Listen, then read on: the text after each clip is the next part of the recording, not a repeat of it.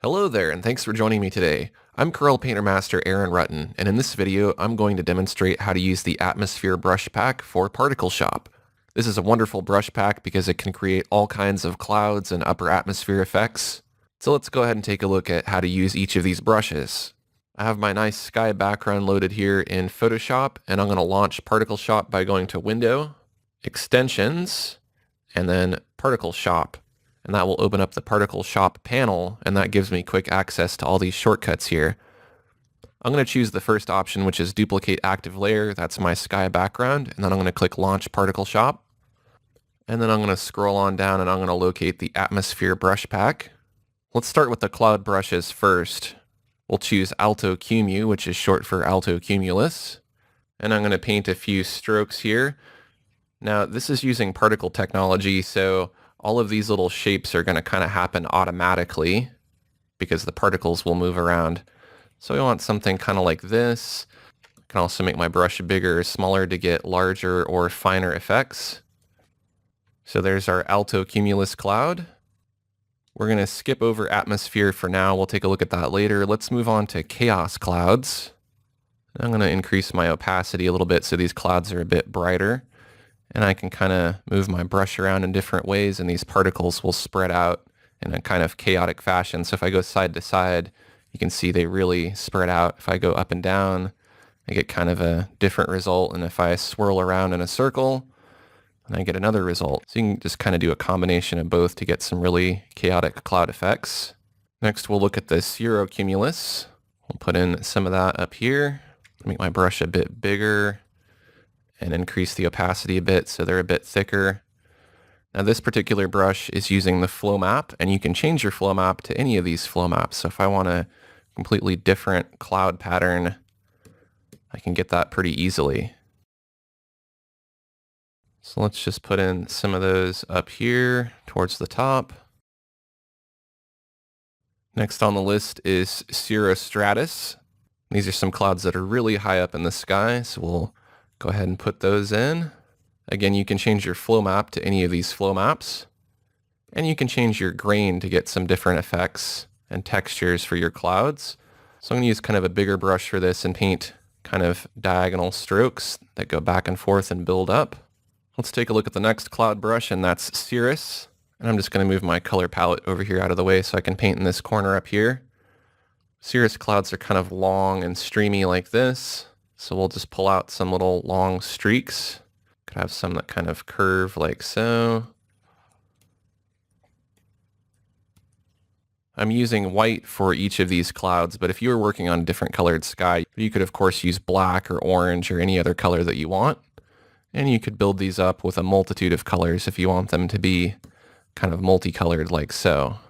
But for this example, I'm just going to use white. Let's take a look at the next cloud brush, and that is Contrail. And a contrail is not technically a cloud, it's the trail that comes off of an airplane. And that's kind of a long streak that goes across the sky. So you just want to draw one long continuous line. Now the trick with this brush is if you start out slow, you're going to get kind of a chunky contrail. But if you move really fast, it's going to start to kind of break apart. And that's kind of what happens with contrails, is they eventually start to break up and kind of diffuse a little bit towards the ends. The next brush that we'll look at is going to be Cumulus. Let's go ahead and put in a Cumulus cloud here. I'm using kind of winding circular strokes to put this in. The Cumulus cloud is kind of big and billowy like this. And you could add a little bit of darkness to the bottom if you wanted it to be a cumulonimbus cloud. But you want to just go back and forth between your light and your dark colors to build this up. The next cloud brush that we'll look at is Flow Clouds. Flow Clouds gives you an interesting flow effect. Again, you can mess with the flow map here if you want some different patterns for your flow map to flow your clouds into. And last on the list are the Stratus Clouds, and Stratus Clouds are usually a bit lower and closer to the horizon, and they're usually kind of horizontal, so I'm just kind of painting horizontal brush strokes here. Again, I can change my flow map if I want a more horizontal flow map. And if I make my brush smaller, I get thinner, finer clouds. If I make my brush bigger, I get broader, wider clouds. So let's go ahead and click the Save button, and we'll go ahead and save only the brush strokes. That's going to put these clouds on their own layer. And let's go ahead and select the mixer brush tool. And if I want, I can go in here and I can blend some of these clouds. Like I can blend the bottom area of this cumulus cloud here, just to kind of fade it out. I can also use the blur and the smudge brushes. So if I wanted to kind of smudge things around, I can do that to kind of reshape my clouds and soften them a bit. I can also use blur if I want to just kind of soften them and make them look a little higher up, a little more out of focus.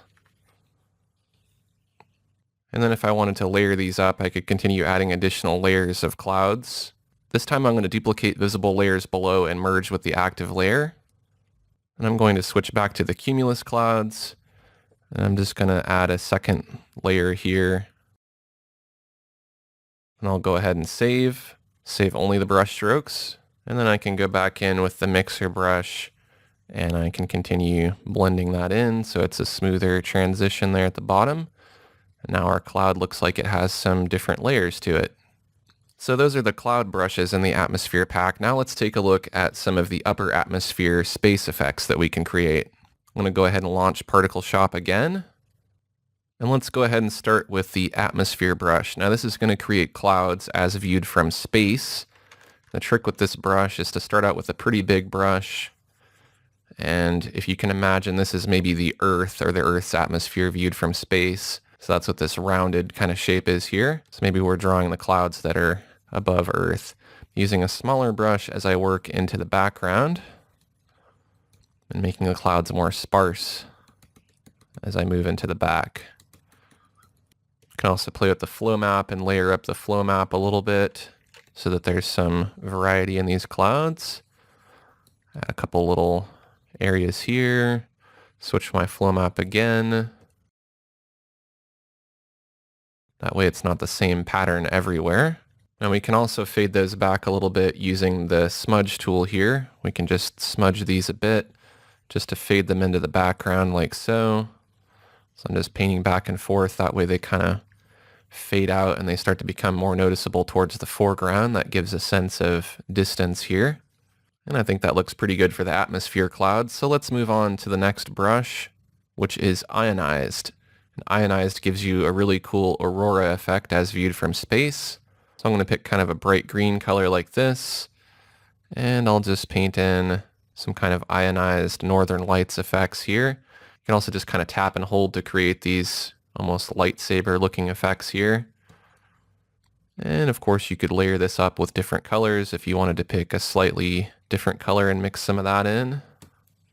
Next we'll take a look at the moon. And what you want to do is make a pretty big brush. So I'm going to hold Control and Alt and drag to resize my brush. Then I'm just going to tap and hold and just let it build up. And you can see you get this kind of interesting mottled pattern, which makes it look like a moon. Then you can, of course, go through that and add little spots to it. You could switch to a different color here, and you could add some shading or color to it if you wanted to. Next, we'll switch to the Sprite Brush, and this is kind of some lightning that goes up into space. So you just tap and hold and let your sprite build up. If you make your brush bigger, you'll get a bigger, broader sprite. If you make your brush smaller, you'll get a thinner one. And you can also kind of draw with this too. Drawing little zigzaggy strokes that are coming off of this. That makes it spread out a bit more. Next, let's select the Star Brush. The Star Brush works a lot like the moon. You just tap and hold to create stars. You can make a small brush to make little tiny stars and then just tap. Or you can tap and hold with a big brush to make a big broad star. And we have one more brush remaining for sun rays, but let's go ahead and just save this first. We'll save only the brush strokes. And let's go ahead and duplicate visible layers below and merge with active layer and launch ParticleShop again. Because I want these sun rays to be on their own layer. You could have them coming off of the sun if you wanted to, but I'm going to have mine kind of off to the side. So I'm going to select sun rays.